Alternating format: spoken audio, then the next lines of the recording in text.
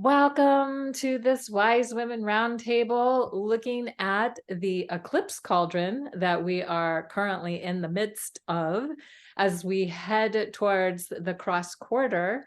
And the Eclipse Cauldron will close with the Taurus full moon on October 28th. So just a little bit before we jump into all of that is that, and I think Nalini spoke to this and maybe others have spoken to this before in our previous roundtables, is the challenges that we're having with the intensity of this time. And I personally have had some big challenges, and one of them was we went to New Mexico to visit our grandson and to be on the path of totality for the eclipse, which was stunning. But a couple of days before that happened, I fell and hurt myself in the worst pain I've been in many, many years. Like, it was excruciating. I was able to deal with it enough that we could watch the eclipse, and I was able to actually stand up and walk because I couldn't at first after I first injured myself. And then we drove home that day, 8-hour drive home, but I was able to lean the car seat back enough so I could do that drive. And I was actually not in that much pain driving home. But I did go to urgent care yesterday and to mainly to confirm that I didn't break anything, and that and then they gave me some steroids and some things that have helped enough so that I can be here now. And I'm aware that I haven't been in this much pain in forever. And physically, I've been in this much, I've been in pain at different times for different reasons, but this was the most intense pain I've experienced in a really long time. And it also is like, what the hell? Like, why do I need to have this experience? So I've been pondering that, looking at that, looking more deeply into why that is. Is it a message? Is it just a part of something that needed to happen to process through my body? I don't really fully know the answer, but I'm continuing to be with that. And then that brings up this idea, something that I got involved with many years ago. And this is as we approach the Taurus full moon partial lunar eclipse that will close this eclipse cauldron, is Taurus is the archetypal energy most associated with how do we enjoy the pleasure of life. And that is something we are really not taught about in our culture. And in fact, there's often judgments about pleasure being sinful. But sacred pleasure is our birthright. It is why we are here, to have an experience of sacred pleasure. But we've been living in a paradigm that focuses on pain. And so in the pain paradigm, we can experience pleasure to some degree. But if we were in a pleasure paradigm where the focus was on pleasure, the enjoyment of life, the enjoyment of connection and beauty and nature and all the things that bring us pleasure, if we were focusing on that, and then maybe pain would come along now and then to remind us that it also has something to teach us, but we'd be learning more from the experience of pleasure. So I am feeling really lit up about this. I back in I want to say 99, I was with a priestess sister, and we decided that we were going to be priestesses of the pleasure paradigm. And that pleasure was going to be our main focus, and that we were done with the pain paradigm being the leading focus, and that we were eliminating that. And I will say, from that point, I have done a lot of work that has allowed that to be the case. And then this last week, I just got really swallowed up by the whole pain thing. So, and I'm sure I'm learning things from that, and it has its place, and I'm not dismissing it as something, but I do feel like as we approach this Taurus lunar eclipse, that we can again maybe be more conscious of how do we choose pleasure in our lives, and not always feel like pain is what has to drive us and to take us where we're going. So we have we're kind of in the I guess a week and a half until till this eclipse happens with the time of this recording. And we're gonna have the sun move into Scorpio. We've got Mercury and Mars in Scorpio. We've got all this Scorpio energy, and then of course the cross quarter that happens when the sun reaches 15 degrees Scorpio is the halfway point between the September equinox and the December solstice. So we're coming into that halfway point, that between point. And Scorpio is about edge walking. It's about how are we walking between the worlds, or how are we walking on the edges of things so that we can experience maximum growth. I think it was William Irwin Thompson in his book, When Falling Bodies Take to Light, and he talks about the edges are where growth takes place. So we're really being pushed to the edges right now in this eclipse window, and as we move towards this cross quarter time. And so how do we embrace that? And a lot of times people are afraid of the edges, and they, want to back off and say, whoa, no, can't go there. But how do we have the courage to look and be with those edges, and even look beyond those edges? And I feel like that is a lot of the energy that is present for us at this time, as we are moving towards perhaps using our shamanic abilities to really increase the ability to experience pleasure as a evolutionary imperative.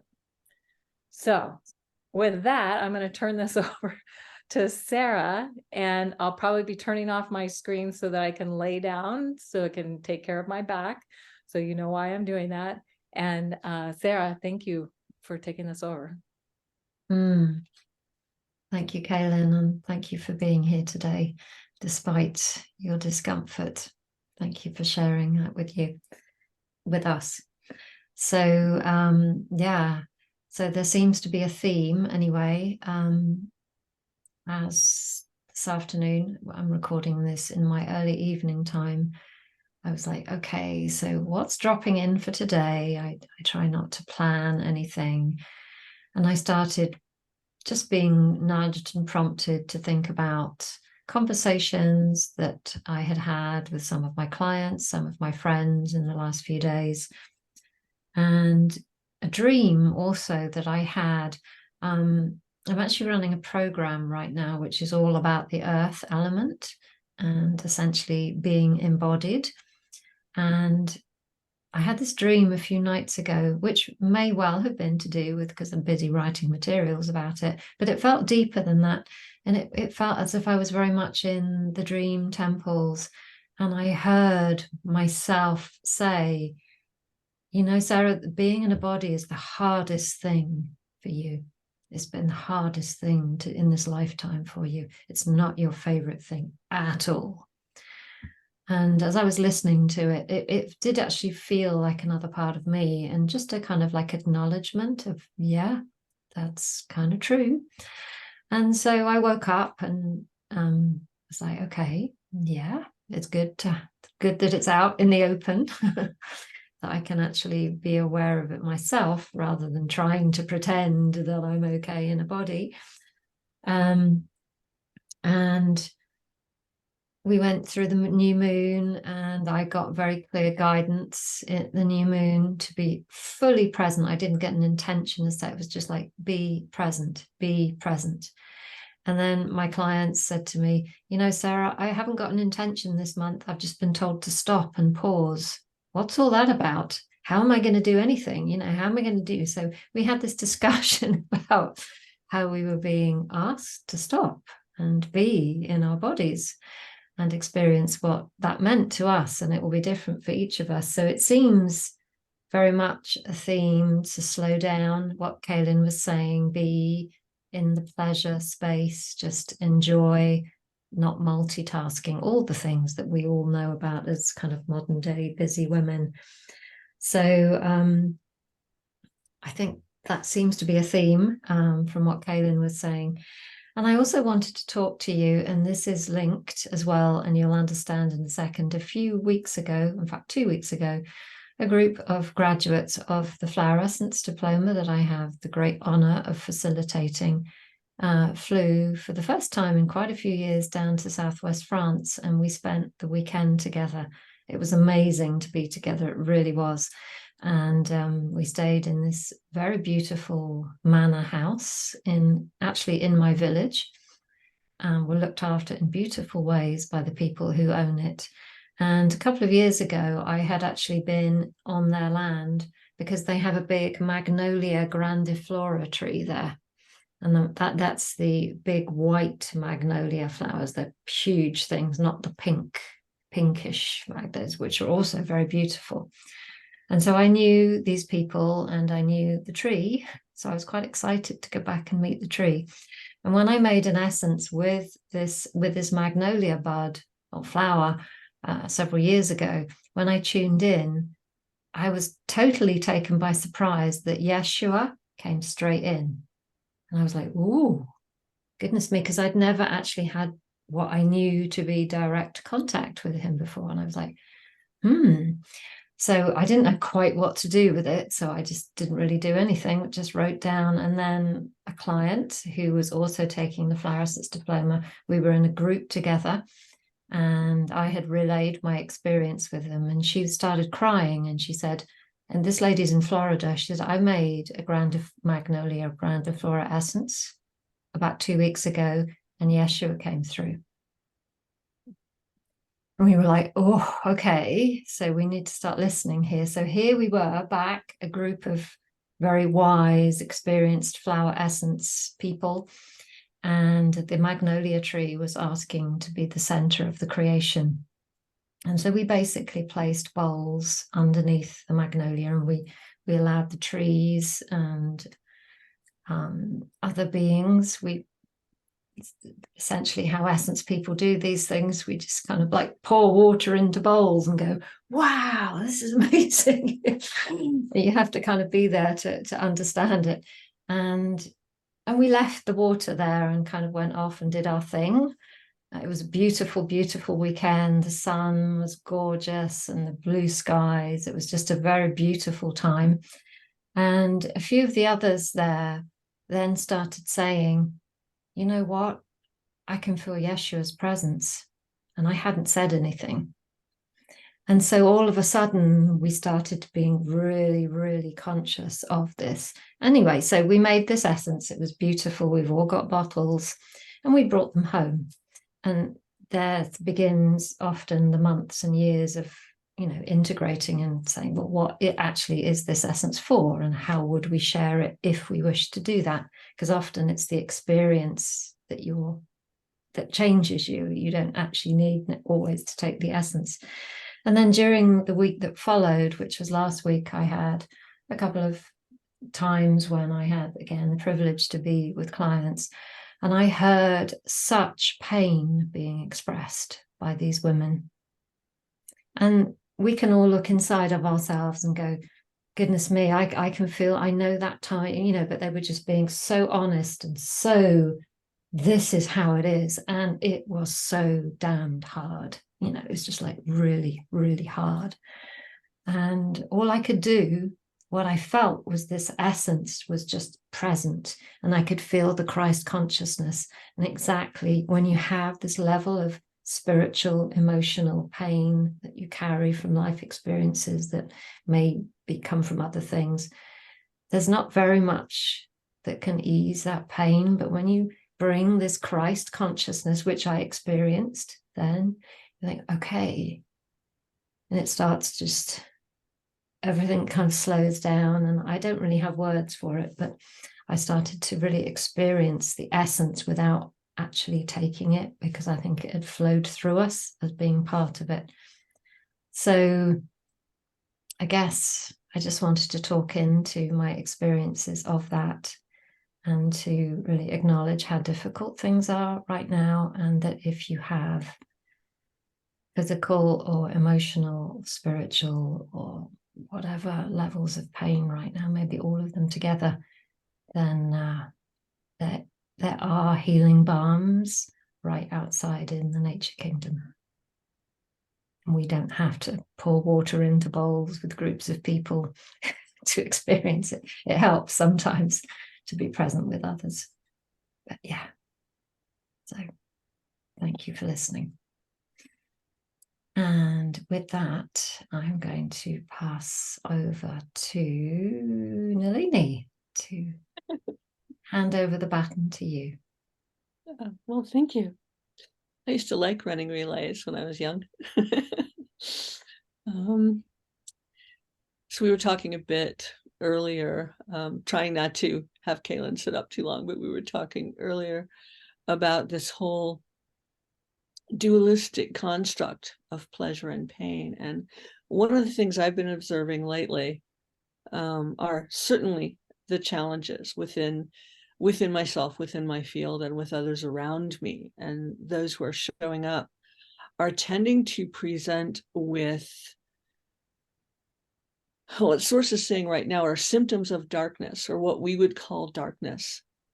And when we make a polarity between the light and the dark, which we do here, it causes a for and against. It causes an either or. And the three of us were talking earlier about how this world, we have been conditioned and taught that this world is a war world, that this world is about conflict, that this is about those dualistic polarities. Do we have polarity here? Yes. It reflects in its most grossly obvious way in our biology. We appear to be male, female, different, but none of that is real. And yes, it's physically real. And no, I'm not away with the fairies.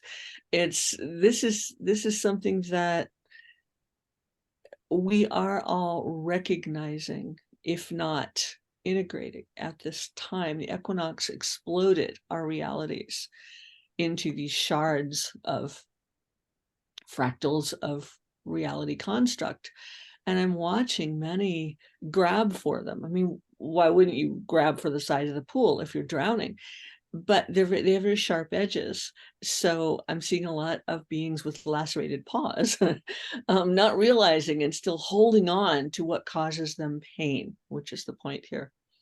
How have we depended on pain? One could say rather than pleasure, but there's an enjoyment of life that also acknowledges that life has challenges that could be called pain.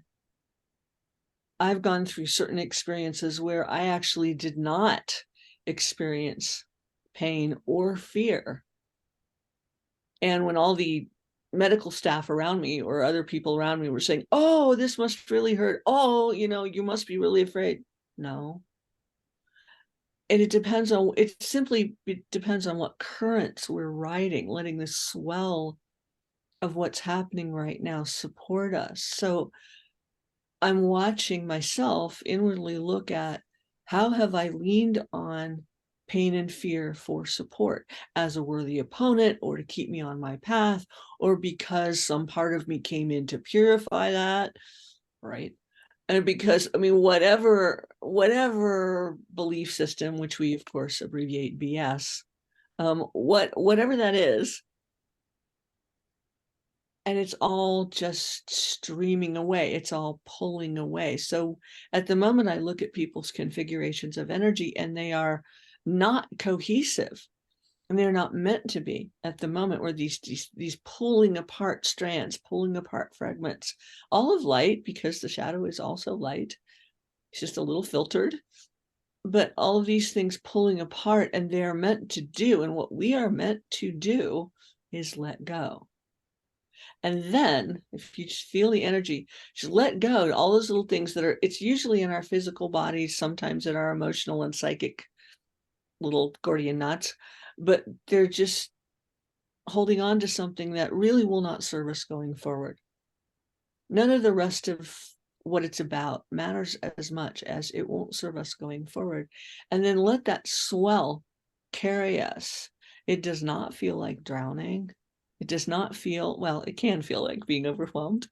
Certainly. I mean, when pain takes over, that certainly is being overwhelmed. And we can't function in a linear mental way when that happens. And to me, one of the gifts of severe pain, which is a weird way to think about it, I know, but has always been, it takes me out of my head. I cannot mentally, in a linear way, process pretty much anything. Now that experiential form of learning is mostly gone for me, but it has come back up lately because we're in this absolute threshing floor, sorting hat, or maybe a million of them, turbulence of just all of this stuff at once. That is happening. This is what is. But if we're present in that moment, surrendering into the light we are, the source essence we are. Like I love it that Sara brought up her experiences with Yeshua. It's a lineage of consciousness with which I am very familiar. And that comes up at certain times. Usually it's the various Marys that come up for me, and they make comments like, really? And it's always very helpful because it's a very calm, clear, high vibrational energy. I have some of the other archetypal forms come up as well, simply because I can relate to them. We all have those. What we can most relate to will assist us. But it is also in the natural world. These energies are the natural world. So for instance, I've been taking Aspen. Actually, I shouldn't say taking. I've been working with Aspen Essence lately simply because I'm surrounded by them here in the Rockies. And for the most part, they're not turning gold this year the way they usually do. And that is such magic. They're turning all weird, crispy shades of brown. And some of them are trying, you can see them, they're like, we want to be gold, but it's not happening except in little weird mottled places on the edges. And so I will go out into the garden or into the area and put my hand on the trunk of an aspen tree here and just feel, because those root systems encompass the planet, and just feel into it. And what I was feeling was this oddness in the foliage is their way of manifesting physically the turbulence that's going on within the planet. And it's a very calm response, actually. It's not this, oh, let's get lost in the drama. That's a human thing. But it's just, let's feel what's happening. And here's the manifestation of that. And that's simply what is. So if we can back off of the part of us that's been taught to judge, that's been taught to subjectively value. My favorite image of Taurus, which with this full moon coming up, is Ferdinand in the field smelling the flowers. Since I was a little kid, I loved that. It's like, he has the right idea, just enjoying life. And so here the aspens are not, for the most part, doing the magic of the gold, but they're moving that direction, and then something else is happening because of the energies that are moving through all of us. So if we let them move, it's just my theory currently, but if we let it move through us, this will carry us to a truer version of home, which is the natural source essence that moves through us. It's nowhere outside us.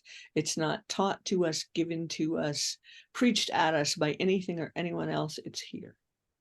It's there in the trees. It's there in the blades of grass. It's there in the blooms. They know what they are and how to manifest that. So do we. And what's happening that I observe on Gaia right now is it's just time.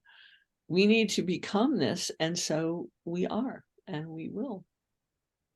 So with that, I will pass the baton to Elizabeth. Thank you. I want to add to this because I'm really new. I'm just a total beginner with pleasure, but pain's very familiar, and the clinging on to the habits of pain as well. Seeing all these pieces fall apart in ourselves. At least for myself, I tend to think I know what I know, and that it's right. And that's deep spiritual ego that I've built on top of the pain instead of pleasure.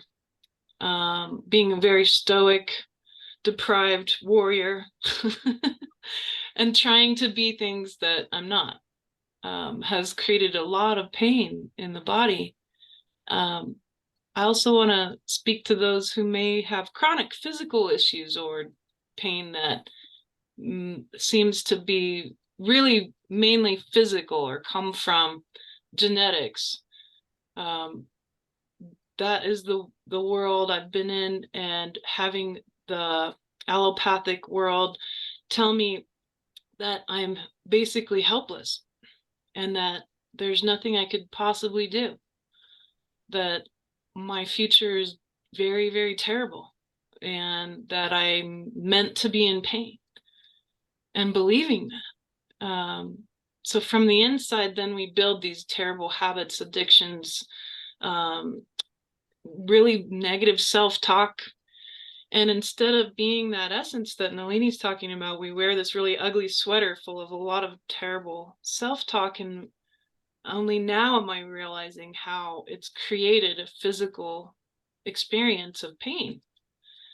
The other piece that comes up as all of these pieces fall apart and the only thing that becomes left is our essence, I think, is the cultural value around pain.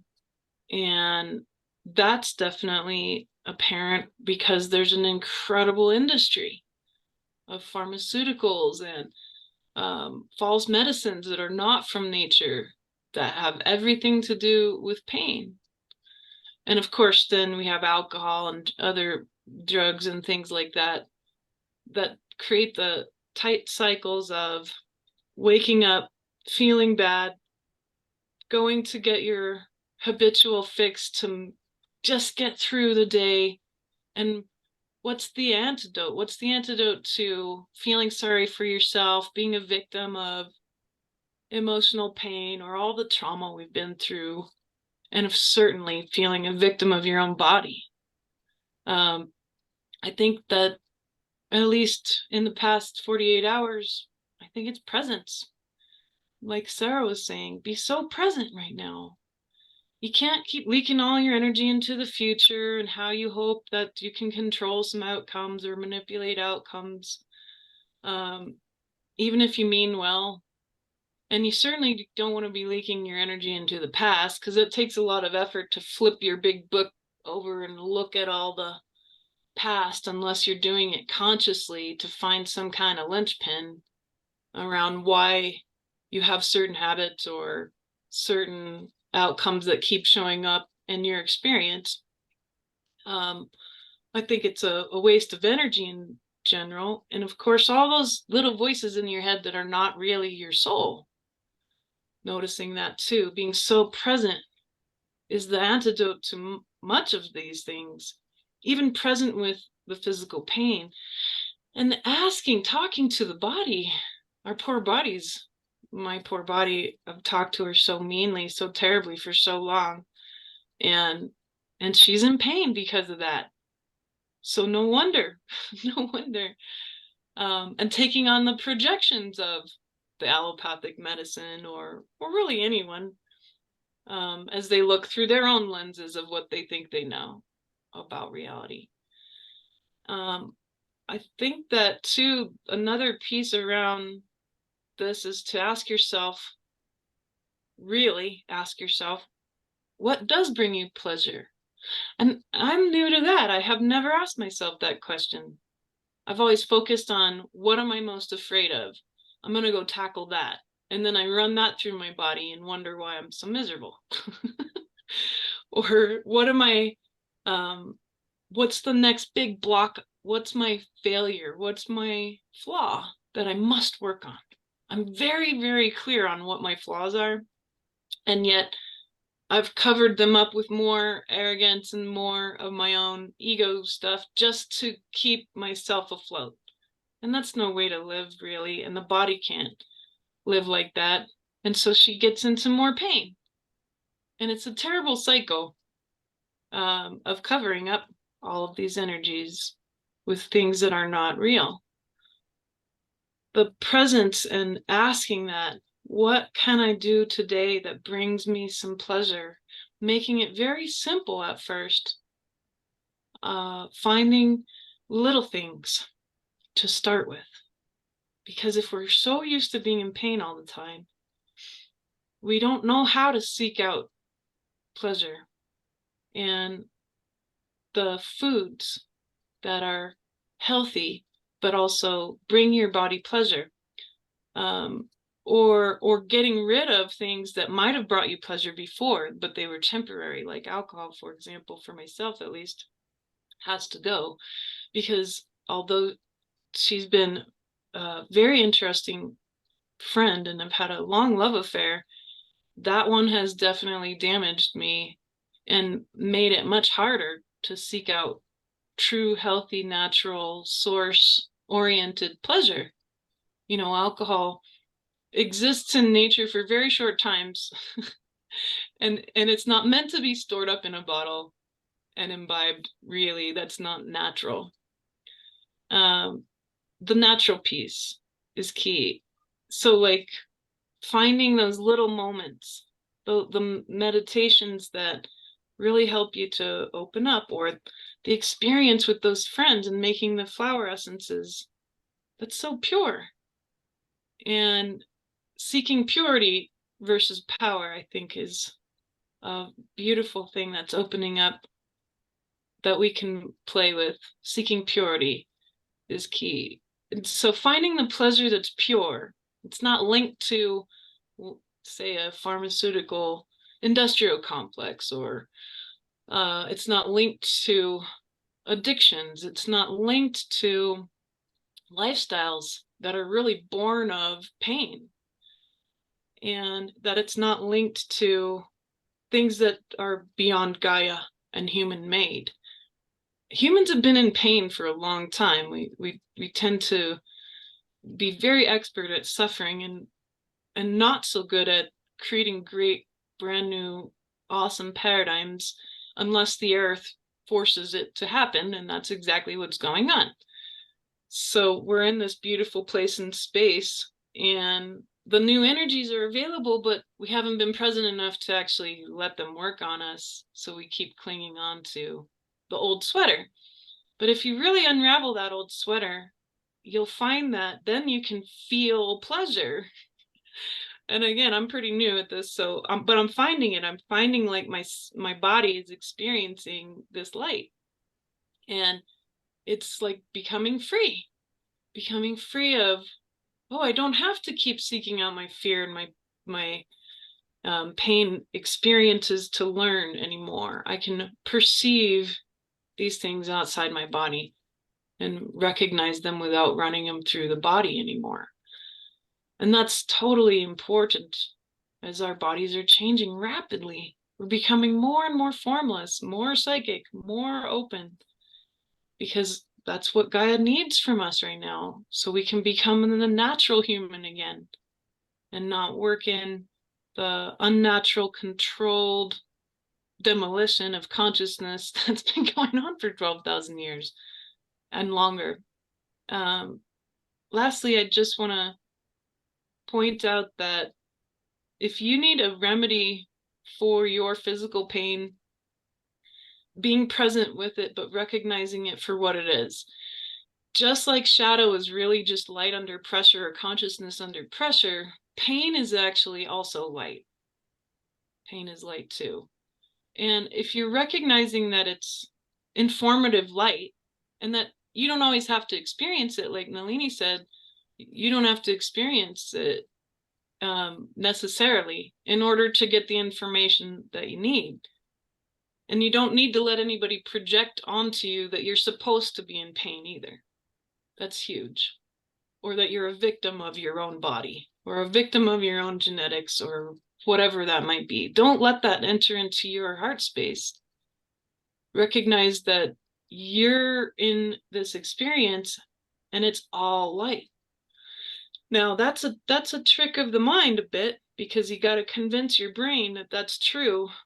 But if you're really present with it, you can feel what I'm saying is true, that the pain is actually radiant light, and it's letting you know information. It's full of information. It's not trying to be mean to you. You're not a victim of it. It's really actually your friend. And it can give you so much if you're willing to see it for what it is, if you're willing to experience it for what it is. And it always ends up that then when your pain is relieved, you can feel, all of us have been through it when we're really high level of pain, and then we get through some relief, there's an expansiveness that happens. And that's that light being released.